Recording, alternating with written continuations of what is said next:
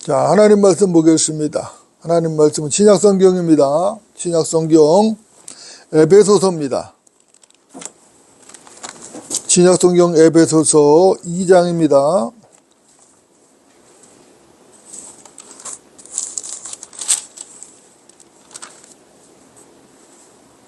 이 장 2절과 3절입니다. 신약성경 에베소서 2장 2절과 3절.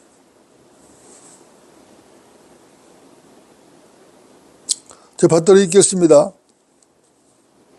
전에는 너희가 그것들 가운데서 이 세상의 풍조를 따르고 공중 권세의 통치자 곧 지금 불순종의 자녀들 안에서 역사하는 영을 따라 행하였으니 그들 가운데서 우리 모두가 이전에는 우리 육신의 정욕들 가운데서 행하였으며 육신과 마음의 욕망들을 이루어 다른 자들과 마찬가지로 본래 진노의 자녀였느니라. 아멘. 오늘은 가자 은혜의 보좌로라는 제목으로 하나님의 말씀을 전하도록 하겠습니다. 가자 은혜의 보좌로. 여러분도 어떻습니까? 세상을 살면서 약삭빠르게 사는 사람들이 많이 있는데 그 중에서 누가 가장 약삭빠르게 계산을 하며 살죠? 학창시절에 수학 공부를 잘한 사람들인가요? 물론 충분히 그럴 수도 있겠죠? 그럴 수도 있겠다는 생각이 들기도 합니다. 하지만 사실은 수학을 잘한 사람들보다도 더 약삭빠르게 계산을 하는 사람들이 있죠? 여러분들. 그 사람들이 누군지 아십니까? 여러분들. 그들은 누굴까요? 장사꾼들이죠.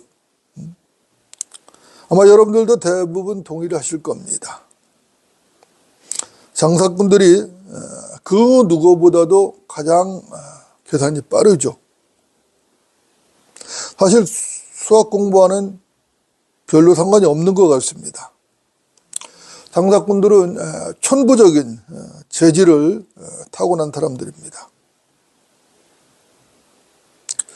정사꾼들은 이익을 계산하는 데 있어서 탁월한 재능을 가지고 있습니다.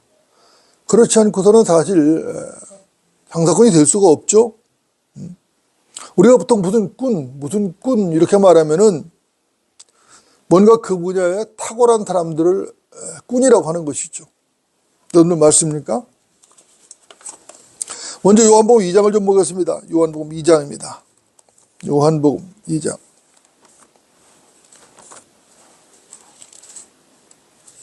13절부터 16절까지입니다. 13절부터 16절까지 요한복음 2장 13절부터 16절까지 제가 받들어 읽겠습니다.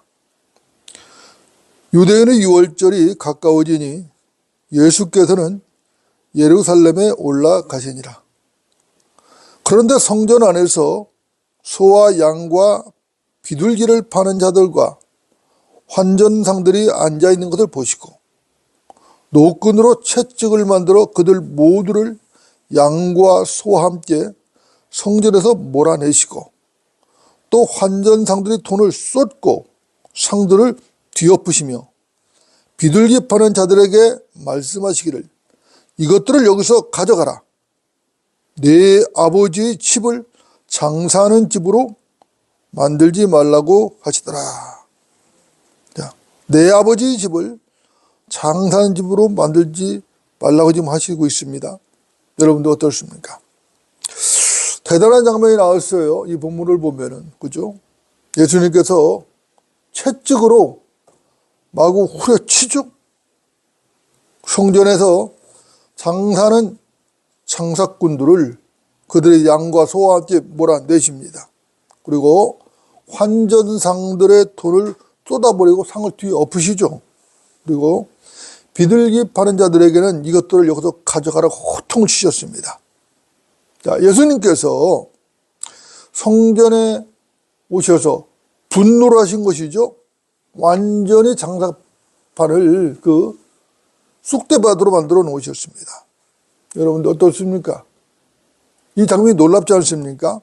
자, 온유하시고 겸손하신 예수님, 그렇죠? 온유하고 겸손하신 예수님께서 도대체 이게 무슨 일이시죠? 웬만하면 좀 참으시지, 그렇죠? 무슨 폭력배도 아니시고, 그렇죠? 그렇게 사랑이 많으시고 자비하신 예수님과는 거리가 너무 먼 장면이 여기 나온 것입니다. 여러분들은 어떻게 생각하십니까?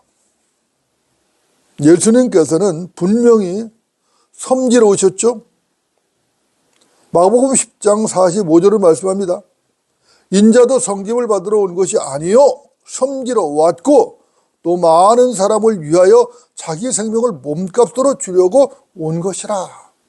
분명히 예수님은 섬김을 받으러 오신 게 아니라 섬기러 오셨다고 말씀하셨습니다. 여러분도 어떻습니까? 예수님께서 이런 말씀도 하셨어요. 누구든지 으뜸이 되고자 하는 자는 모든 사람이 종이 될지니라. 마가복음 10장 44절입니다. 누구든지 으뜸이 되고자 하는 자는 모든 사람들의 종이 되어야 한다고 말씀하셨거든요. 이런 예수님께서 지금 탁치는 대로 후려치시고 뒤엎으시고 내쫓으시고 사납게 호통을 치신 것입니다. 뭐라고요? 내 아버지 집을 장사하는 집으로 만들지 말라. 그죠? 내 아버지 집을 장사하는 집으로 만들지 말라고 호통을 치시는 것입니다. 여러분들 어떻습니까? 우리는 이 상황을 통해서 볼 수 있는 게 있어요. 자, 우리가 여기서 분명하게 볼 수 있고 반드시 봐야 하는 게 뭐죠? 여러분 그게 뭐예요? 우리는 여기서 이스라엘이라는 민족, 이스라엘 백성들의 영적인 상태를 봐야 하는 것이죠. 그 당시 이스라엘의 영적 상태는 형편없었습니다.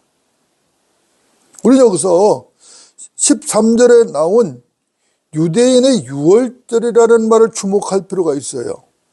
자, 왜 주목해야 되죠? 원래 유월절은 유대인의 유월절이 아니죠? 원래 유대인의 유월절이 아닙니다. 여러분도 어떻습니까? 이 유월절이 누구의 유월절이죠? 원래 유월절은 유대인의 유월절이 아니라 주의 유월절입니다. 출애굽기 12장 11절 보면 이런 말씀이 나와요. 너희는 그것을 이렇게 먹으리라. 허리에 띠를 두르고 발에 신을 신고 손에는 지팡이를 들고 급히 먹을지니 이것이 주의 유월절이니라. 이스라엘 백성들이 출애굽할 때 주신 말씀이에요. 그때 뭐라 하셨어요? 이것이 뭐라고? 주의 유월절이니라. 여러분도 어떻습니까? 유월절은 분명히 주의 유월절입니다. 그런데 이 유월절이 유대인의 유월절이 되어버린 것이에요. 여러분들 이게 무슨 말이죠? 자, 주의 유월절이 유대인의 유월절이 되었는데 이게 무슨 말이에요? 이것은 주의 명절, 주의 유월절이 유대인의 종교적 명절로 전락을 해버렸다는 말인 것입니다. 그 당시 이스라엘의 영적 상태가 충분히 짐작이 되는 것이죠. 이스라엘의 영적 상태는 형편없는 인본주의에 빠져 있었던 것이죠. 자, 요한복음 2장에는 카나의 혼인잔치가 나오죠. 그렇죠? 자, 그 혼인잔치집에 무슨 일이 있었죠? 여러분들, 그 요한복음 2장에 나오는 카나의 혼인잔치집에 무슨 일이 있었어요? 잔치집에 뭐가 떨어졌어요? 포도주가 떨어졌죠? 잔치집에 포도주가 떨어졌다고요.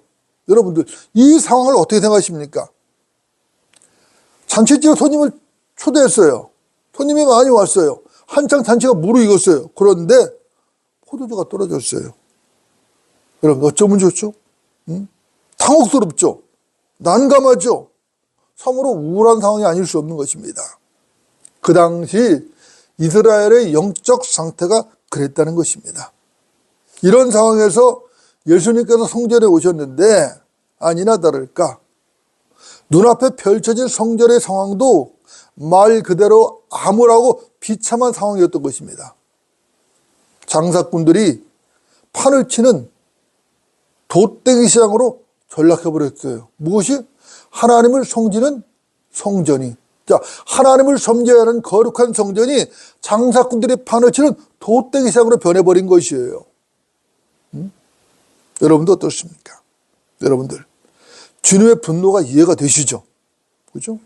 이것은 단순히 장사꾼들만의 문제가 아니라는 것입니다. 성전을 지키고 관리하는 자들, 제사장을 비롯한 그 당시 종교 지도자들의 문제고, 한 걸음 더 나가서는 이스라엘의 총체적인 문제였던 것입니다. 제사장들은 장사꾼들과 결탁을 했어요.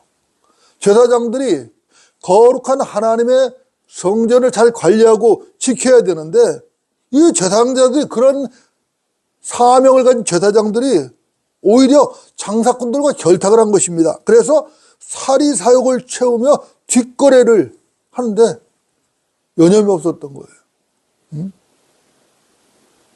뒷돈을 챙겼던 것이 장사꾼들과 결탁해서. 종교 지도자라는 사람들이 사리사욕을 채우고 종교적 기득권을 지키는 데 아주 여념이 없었던 것이거든요. 상황이 이러니까 이스라엘 백성들을 돌볼 목자가 없는 것이에요. 자, 이스라엘 백성이 양들 아닙니까? 양들을 목자들이 돌봐야 된단 말이에요. 돌볼 목자가 없어요. 그러니까 양들이 어떻게 되겠어요? 바르게 양육이 될 수가 없죠. 자, 바르게 양육되지 않은 그러한 양들이 하나님을 바르게 섬길 수 있나요? 섬길 수가 없는 것이죠. 그래서 유대인의 유월절이라는 말이 괜히 나온 게 아니라는 것입니다. 여러분들은 어떻게 생각하십니까? 물론 여기서 팔고 사는 것 뭐죠? 재물이에요. 성전에서 제사를 지을 재물입니다. 동물들이란 말이에요. 그러니까 쉽게 얘기해서 동물들입니다. 환전상조도 마찬가지예요. 이 환전상조도 뭐냐면 돈을 받고 저러는 사람들이거든요. 자, 이방인들이 가져온 이방 화폐를 유대인의 화폐로 바꿔주는 사람들이 바로 환전상이에요. 그들은 그 일로 많은 이득을 챙겼던 거예요. 소나 양과 비둘기를 제물로 팔고 또 돈을 바꿔주면서 거기서 막 이득을 챙겼던 것이에요. 먼 곳에서 온 수많은 개종자들이 하나님께 경배를 하러 왔는데 예루살렘까지 올 때 제물들을 가지고 올 수 없잖아요. 그러니까 어떻게 해야 돼요? 그들은 현지에 와서 제물을 살 수밖에 없었던 것이에요. 거기서 동물들을 팔고 사는 시장이 형성되었던 것이고, 그들에게는 뭐가 필요하겠어요? 그걸 살려면 유대인의 돈이 필요하죠. 그렇죠? 그래서 유대의 화폐가 필요했던 것이에요. 이것을 이용해서 제사장들과 장사꾼들이 결탁을 해서 돈벌이에 여념이 없었던 것이에요. 하나님을 섬기는 데는 관심이 없고 돈벌이에 연이 없었던 것이죠. 이들이 하나님의 성전까지 시장판으로 만들어버렸습니다. 거룩해야 될 하나님의 성전, 거룩해야 될 하나님의 성전이 장사하는 집이 되어버렸던 것이에요. 여러분도 어떻습니까? 원래 재물들은 양문 옆에 있는 양시장에서 팔고 사야 하는 것이거든요. 그런데 장사꾼들이 거룩해야 성전까지 침범을 한 것이에요. 거기까지 들어와 버린 것이에요. 이와 비슷한 사건이 마태복음 21장과 또 마가복음 11장 그리고 누가복음 19장에도 기록이 되었습니다. 그때도 주님께서는 너희가 내 집을 강도들의 소굴로 만들었다고 호통을 치셨어요. 장사꾼들을 내쫓으시고 그때도 환전상들의 상을 뒤엎으셨습니다. 여러분도 어떻습니까? 사실 이 사건은 우리에게도 교훈을 주죠. 이 사건은 우리에게도 아주 중요한 교훈을 주는 것입니다. 여러분들, 오늘날 기독교 교회를 한번 보십시오. 교회라는 것들이 얼마나 많습니까? 교회라는 것들이 많은데 교회라는 것들이 꼴이 아니죠. 요즘 꼴이 아니에요. 이게 교회인가 싶을 정도로 그런 교회들이 너무 많단 말입니다. 물론 좋은 교회가 없다는 말은 아니에요. 좋은 교회도 분명히 있어요. 그러나 대다수의 교회들이 꼴이 아니라 이거죠. 이미 비즈니스장이 되어버렸다 말이에요. 여러분들, 교회는 누가 있어야 되죠? 교회는 하나님이 중심이 되어야 되는 것입니다. 교회는 거듭난 성도들이 있어야 되는 것이에요. 교회는 거듭난 성도들의 모임이 교회지 않습니까? 그 성들, 거듭난 성도들이 한 믿음, 한 침례, 한 영으로 예배당에 모여서 하나님께 경배하고 진리의 말씀을 배우고 그 진리를 실현해야 되는 것이에요. 그리고 오직 주님 한 분, 그분만이 높임을 받고 경배를 받아야 되는 것이에요. 그런데 요즘 교회들은 어떻죠? 요즘 교회들은 어때요? 사람을 많이 끌어모기는 모았죠? 많이 끌어모았어요. 그런데 인본주의만 가득한 것이에요. 복음과 진리가 없는 것이에요. 입으로는 복음하고 진리를 말한다고 하는데 막상 그들에게 복음이 뭐냐고 물어보면은 제대로 답변을 한 사람이 거의 없다는 것이에요. 이것이 현실인 것이죠. 이것이 문제인 거예요. 교회를 다닌다고 하는 사람들에게, 심지어는 직분이 있다고 하는 사람들에게도 당신 구원을 받았습니까? 라고 물어보면은 확실하게 답변을 하는 사람이 거의 없다는 것이에요. 당신을 구원을 받았습니까? 라고, 당신 구원을 받았습니까? 라고 물어보면은 확실하게 답변을 해야 되는데, 간증을 해야 되는데 엉뚱한 소리만 하고 있는 것이죠. 여러분들, 왜 이런 얼간이들이 되었죠? 어째서 이런 얼간이들이 된 거예요 도대체? 여러분들 어떻습니까? 왜 이런 얼간이들이 있냐 이 말이에요. 이유는 간단한 것이에요. 예외가 전혀 없는 것은 아니지만 대부분 그들이 구원받은 사실이 없어서 그런 것이에요. 구원받은 사실이 없는 거예요. 구원받지 못한 목사들이 구원받지 못한 죄인들만 끌어안고 있어도 그런 것이에요. 여러분 생각해 보십시오. 자기 자신도 구원을 받은 사실이 없는데 그런 목사들이 제대로 복음을 전할 수 있겠어요? 그런 목사들이 구령을 할 수 있겠는가 이 말이에요. 거듭남이 뭔지도 모르는 목사들이 무슨 재주로 다른 사람을 거듭나게 하고 그들을 진리로 인도할 수 있는 것이죠? 어떻게 그들에게 진리를 가르칠 수 있는 거예요? 그러니까 결과는 어떻게 되었어요? 교회라는 것들이 건물을 잘 지어놨는데 사람은 많이 모았는데 인본주의자들만 가득한 거지.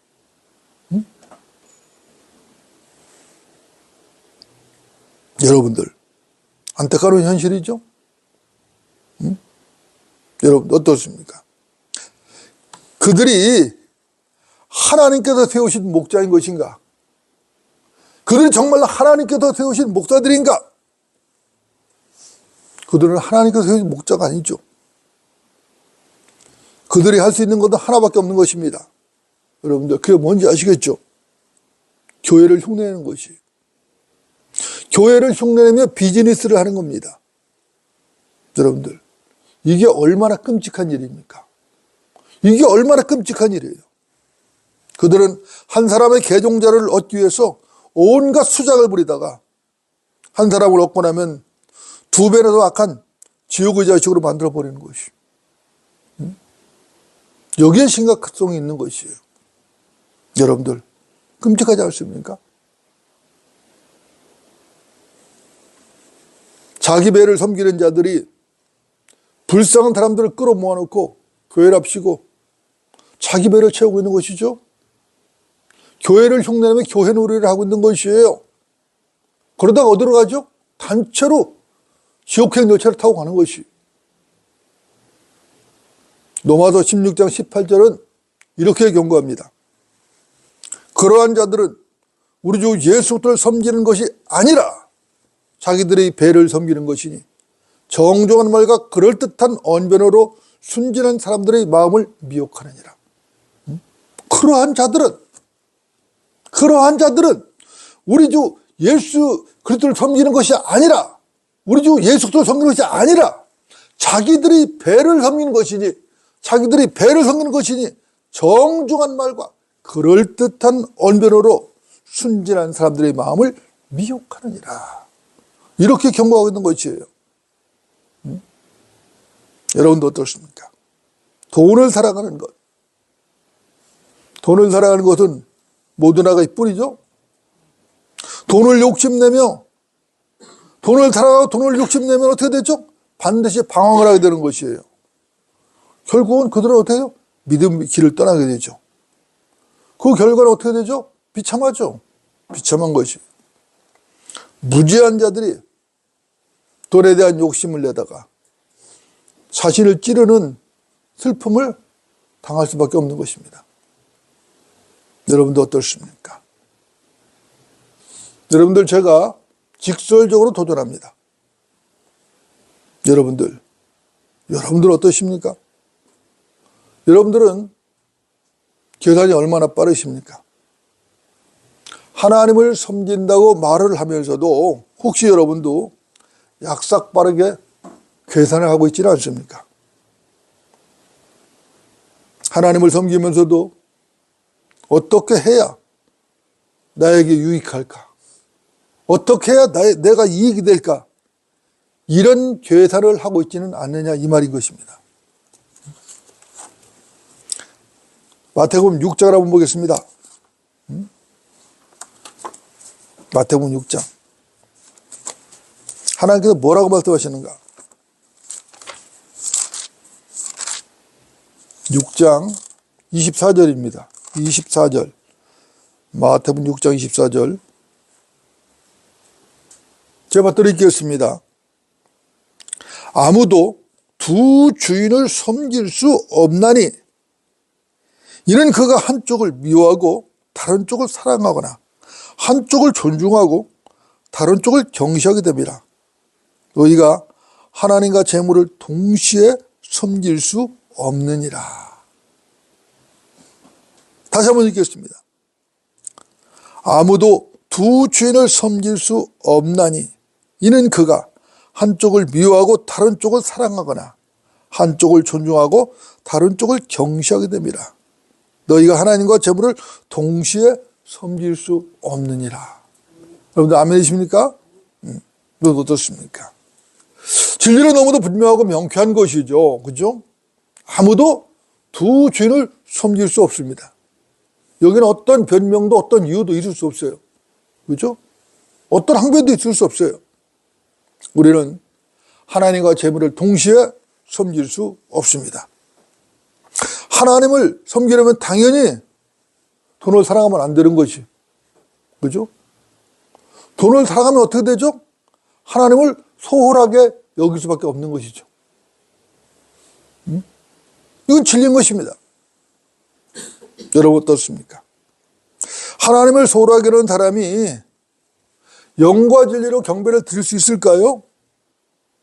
분명히 성경은 영과 진리로 경배를 드릴 것을 요구하고 있죠. 그런데 하나님을 소홀히 여겨요. 그런 사람이 영과 진리로 경배를 드릴 수 있겠느냐 이 말이에요. 절대로 영과 진리로 경배를 드릴 수가 없죠. 왜죠? 마음이 콩밭에 가 있는데 무슨 경배가 되겠어요. 그죠? 그런 사람은 예배당에 나와 앉아서도 뭐만 하겠어요? 괴담만 하는 것이죠. 목사라는 자들이나 교인이라는 자들이나 마찬가지인 거예요. 똑같아요. 세상 것에 목말라가지고 세상 것만 계산하고 있는 것이죠. 세상 것이 목이 마른 것이에요. 그러니까 세상 것만 계산하는 것이에요. 그러면서 믿습니다만 연발하는 것이에요. 뭘 믿어요? 30배, 60배, 100배를 줄 걸 믿는다는 거예요. 그것만 믿는다는. 여러분도 어떻습니까? 그런 자들의 참된 경배를 알겠습니까? 모르죠, 그죠? 왜 모르죠? 경배를 들어본 적이 없으니까요. 참된 경배를 들어본 적이 없어. 그러니까 영과 진리로 드린 경배를 알 턱이 없는 것이에요. 여러분들, 몸이 예배당에 나왔다고 해서 경배가 되는 것인가요? 몸이 예배당에 나왔다고 해서 경배가 돼요? 몸만 예배당에 나왔다고 해도 경배가 되는 것은 아니에요. 그죠? 그런 사람이 어떻게 경배의 기쁨을 알겠어요? 모르죠. 경배의 기쁨을 모르는 사람이 하나님의 은혜를 알겠어요? 주의 은혜를 알겠어요? 모르죠. 그러니까 자기가 계산했던 대로 안 되면은, 자기의 욕심이 채워지지 않으면은 어떻게 되죠? 힘들죠. 계속 힘든 것이에요. 그러니까 겉도는 것이에요. 겉돌고 짜증이 나는 것이에요. 자기가 계산한 대로 안 되니까. 언젠가는 되겠지 믿습니다. 연발해도 안 되니까 어느 시점에 가면은 짜증이 난다고, 힘들다고. 여러분들, 왜 짜증이 나고 힘들죠? 이유는 간단한 것이죠. 욕심이 채워지지 않아서 힘들고 짜증이 나는 것이에요. 자동차가 헛바퀴만 도는데 달릴 수 있겠어요? 액셀레이터 밟습니다. 팡팡 막 액셀레이터 밟았어요. 아무리 세게 액셀레이터를 밟아도 소리만 요란하지 안 나가요. 자동차는요. 타이어 타는 냄새만 나는 것이죠. 역겨운 냄새만 나는 것이에요. 이것도 소음이죠. 고약한 냄새인 것입니다. 여러분도 어떻습니까? 여러분도 어떻게 생각하십니까? 이들의 행태가 어떤 것이에요? 자, 성전에서 동물들을 팔고 사던 사람들, 성전에서 장사하며 돈을 벌던 환전상들, 그들과 결탁해서 이익을 챙기던, 뒷돈을 챙기던 타락한 제사장들, 그들과 오늘날에 하나님 앞에서 계산만 하고 있는 자들과 무엇이 다르죠? 그 육신적인 계산만 하고 있는 자들과, 그러면서 30배, 60배, 100배만 외치고 있는 자들과 뭐가 다르죠? 뭐가 다른 것이? 제가 볼 때는 조금 더 다를 게 없는 것입니다. 과연 이들에게 하나님을 두려워하고 그분께서 베푸신 은혜에 감사하며 찬양하고 오직 그분 한 분, 하나님을 사랑하는 마음이 있을까? 있을까요? 여러분들, 제가 또다시 직설적으로 도전합니다. 여러분들 하나님을 사랑하십니까? 여러분 정말 하나님을 사랑하십니까? 사랑한다면 왜 하나님을 사랑하십니까?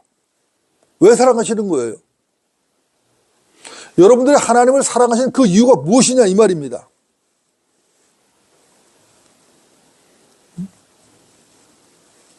여러분은 그 하나님의 위대하신 사랑, 그 자비를 아십니까? 그 은혜를 아십니까? 이것을 안다면 어떤 경우에도 결코 하나님 앞에서 인간적인 계산을 할 수는 없는 것입니다. 사실 우리는 하나님 앞에서 계산할 게 없어요. 계산할 게 없습니다. 여러분들 어떻습니까? 우리는 모든 것을 공짜로 받았죠? 모든 것을 공짜로 받았습니다. 이건 놀라운 은혜예요. 도저히 계산할 수 없는 은혜인 것입니다. 그런 우리가 하나님 앞에서 무슨 계산을 할 수 있겠어요? 그렇죠? 우리는 그분의 은혜에 감사하고, 그렇죠? 그분을 찬양할 수밖에 없는 것이죠. 자, 계산은 누구의 몫이죠? 우리의 몫이 아니에요. 계산은 우리 주님의 몫이에요. 그렇죠? 그리고 심판석에서 우리 주님께서 계산을 하실 것입니다. 철저하게 계산하실 것이에요. 계산은 우리의 몫이 아니라 주님의 몫이라고. 그런데 인간들이 자기 육신적인 생각을 가지고 하나님 앞에 계산만 하고 있는 거예요. 여러분들 맞습니까? 자, 이제 오늘 본문 에베소서 2장을 보고 좀 정리를 하겠습니다. 에베소서 2장으로 다시 돌아갑니다. 에베소서 2장. 신약성경 에베소서 2장. 에베소서 2장. 2절과 3절입니다.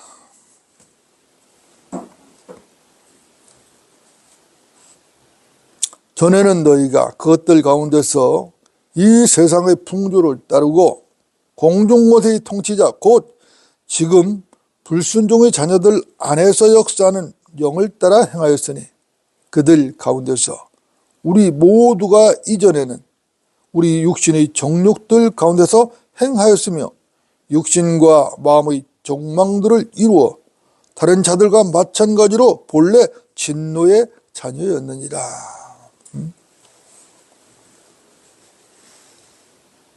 여러분도 어떻습니까? 이 본문에는 우리가 과거에 어떤 존재였는지, 그죠? 그 실체가 지금 나와 있어요, 그죠? 여러분 어떻습니까? 우리도 전에는 부끄럽게 짝이 없는 존재였죠? 지금이야 거듭나서 하나님의 아들들이 되었지만은, 그죠? 우리 지난 과거는 창피하단 말입니다. 그죠? 지난 과거 뭐였어요? 마귀 자식이었고, 마귀 종들이었다고. 그죠? 그때 우리는 순종이 뭔지도 모르고 살았던 것이에요. 그죠? 우리에게는 육신의 욕망을 추구하는 그것밖에는 몰랐습니다. 육신과 마음의 욕망을 채우기 위해서 짐승같이 살았던 것이. 응? 짐승 같은 삶. 응? 하나님과는 전혀 관계없는 삶. 그런 삶을 살았던 것이에요. 여러분 어떻습니까? 진노의 자녀죠? 하나님의 진노를 머리에 이고 살았던 것입니다. 여러분들. 이 머리 위에 하나님의 진노가 있어요. 하나님의 진노가 머리 위에. 끔찍하죠. 끔찍하지 않습니까? 언제 그 진노가 쏟아질지 모른다고 지금. 위태롭죠. 불안하죠. 그죠? 금방이라도 그 진노가 쏟아지면 그 즉시 사망을 하는 것이죠. 그리고 어디로 가요? 지옥불 속으로 떨어지는 것이. 응? 얼마나 불안합니까? 얼마나 불안해요. 응? 천둥번개가 치고 하늘이 새카맣습니다. 금방이라도 막 쏟아질 것 같아요. 우산은 없어요. 어떻게 해야 되죠? 어떻게 해야 돼요? 응? 그와 비슷하게 더하죠. 하나님 진노가 머물러 있어요. 쏟아지기만 하면 사망이에요. 영원한 지옥 불못으로 떨어지는 거예요. 지옥으로 가는 거예요. 그 지옥으로 또 가는 거예요. 여러분 어떻습니까? 계시록 16장을 보면은 아주 무서운 재앙이 나오죠.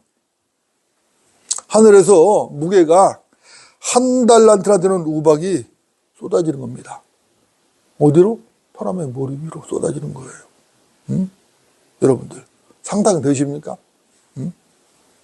무게가 1달란트라면은 신약 시대의 기준으로 봐도 약 20.4kg예요. 응? 구약에는 34kg입니다. 34.2kg 정확히 말하면. 응? 그러면은 그 엄청 큰 우박이, 그 무게의 우박 덩어리가 사람 머리에 쏟아진다 생각해 보세요. 우박이니까 얼음 덩어리 아닙니까? 돌덩어리라고, 그죠? 그 쏟아진다 생각해 보세요. 물론 이것은 대환란 때 있을 이야기입니다. 그러니까 그리스도인들은 아무 상관이 없어요. 그리스도인들은 이미 하늘로 다 휴가도 올라갔으니까 상관이 없어요. 다만 그 상황이 얼마나 무섭고 두려운 상황인지를 상상을 해보라는 겁니다. 20.4kg면은 여러분들 요즘 우리가 보통 쌀 한 포대가 몇 킬로죠? 20kg예요. 그러니까 쌀 한 포대보다 더 무거운 거예요. 그런 우박대가 쏟아지는 거예요.